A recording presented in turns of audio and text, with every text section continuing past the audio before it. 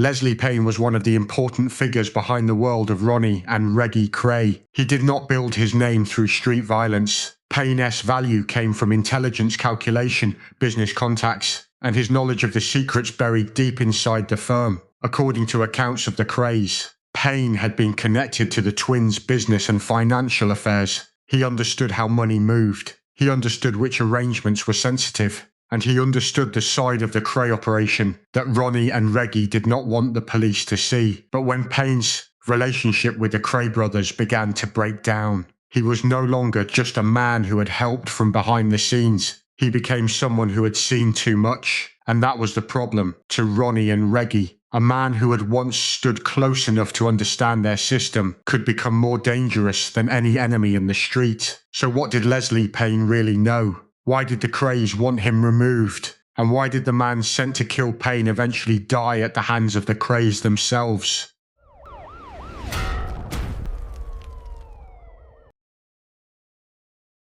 By the 1960s, Ronnie and Reggie Kray were no longer just East End villains. They had nightclubs, connections, public attention, and a name that carried weight across London. From the outside, the twins could appear like smart businessmen, well-dressed, photographed with actors, and seen moving through the more glamorous parts of the city. But behind that image was a very different world. The Krays operated through protection rackets, intimidation, violence, hidden deals, and enforced silence. To keep that world running, they needed more than men who could fight in the street. They needed people who understood where the money went, who was involved, which deals were sensitive, and which parts of the organisation had to remain out of police sight. That was why Leslie Payne mattered. Payne was not known for fists or street violence. His value lay in intelligence, calculation, and knowledge. He understood the business side of the Krays operation, the clubs, the deals, the financial arrangements, and the relationships that helped the twins extend their influence in an organisation often remembered through guns,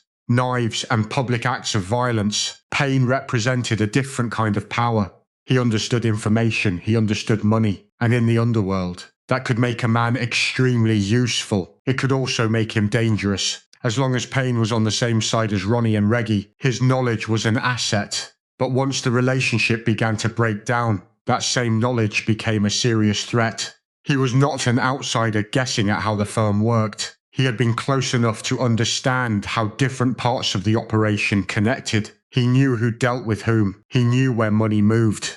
He knew which arrangements were sensitive. He knew enough if he chose to speak to cause real damage. That was what made the situation so dangerous. For most people, the end of a business relationship might simply mean walking away. In the world of the Krays, walking away with too much information was not so simple. According to accounts of the period, Ronnie became increasingly concerned that Payne might talk to the police or expose matters the twins wanted kept hidden.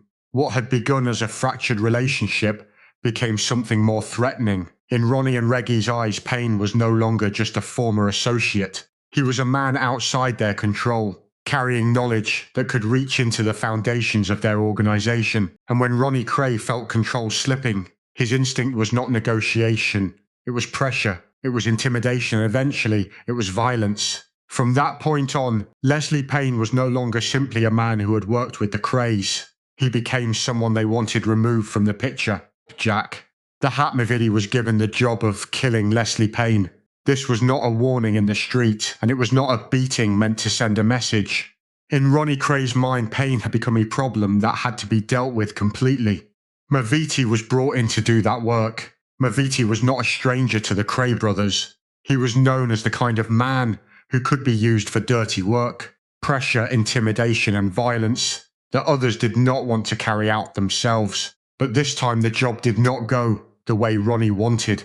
According to accounts of the period, Maviti went to Payne's home in Tulse Hill to carry out the killing, but Payne survived. The plan failed, and the man Ronnie wanted removed was still alive. For the Krays, that failure was serious. They had wanted a clear result. Instead, they were left with a failed attempt, a target who remained alive, and a hired man who had been unable to finish the job. In the world of Ronnie and Reggie Kray, that was not simply embarrassing, it was dangerous. The problem was not only that Payne had survived, Maviti had been involved in a highly sensitive task. He knew who the target was, he knew who wanted it done, and he knew that the job had failed. From that moment, Maviti was no longer just a man who had made a mistake. He had become a risk. The failure at Tulse Hill did not end at the scene. It continued in rumour, in humiliation, and in the way others might look at the Krays' power.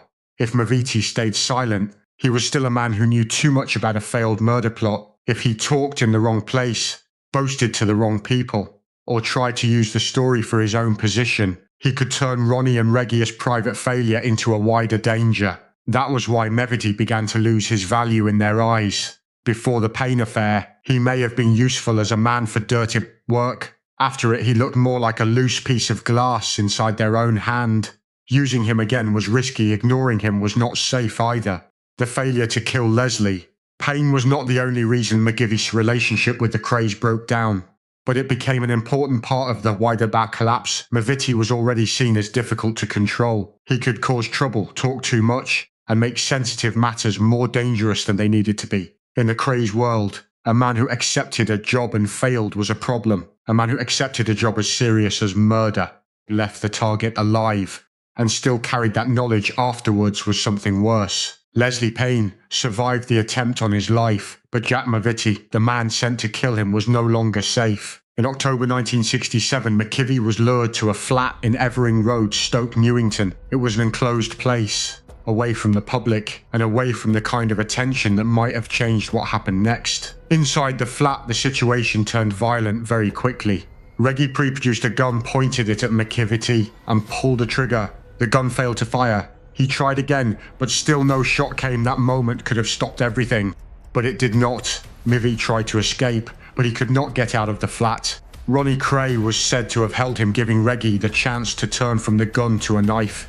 What followed was no longer a threat, a warning, or an attempt to frighten him.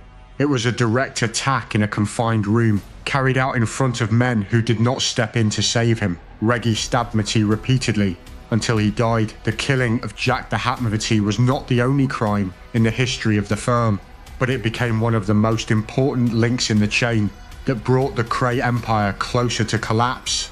The Leslie Payne story was more than a failed assassination plot. It exposed a weakness that Ronnie and Reggie Kray had always tried to hide behind their reputation. They could force silence through violence.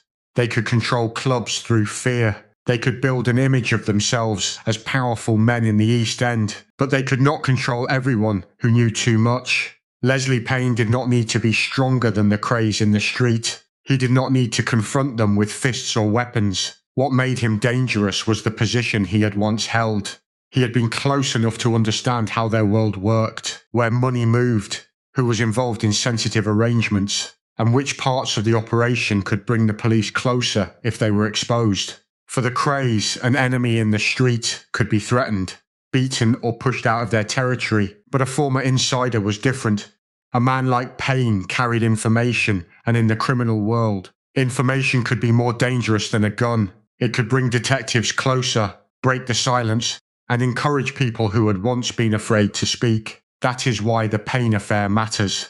It did not begin with a public shooting. It began with money, distrust, private knowledge, and the fear of exposure. When Jack Maviti was brought in to solve the problem, everything was supposed to end quietly. But Payne survived, and Maviti became a new problem. The irony was clear. The man the Krays wanted silenced lived through the plot. The man sent to kill him died at their hands, and from Maviti's death, the wall of silence around Ronnie and Reggie Kray began to crack in the end. Leslie Payne did not bring the Krays down through violence. He showed what the twins feared most, that their empire could be damaged not only by the police, but by the people who had once stood close enough to see inside it. Ronnie and Reggie controlled many things in the East End, but they could not control memory, they could not control secrets forever, and they could not control what might happen when those who knew the truth finally began to speak.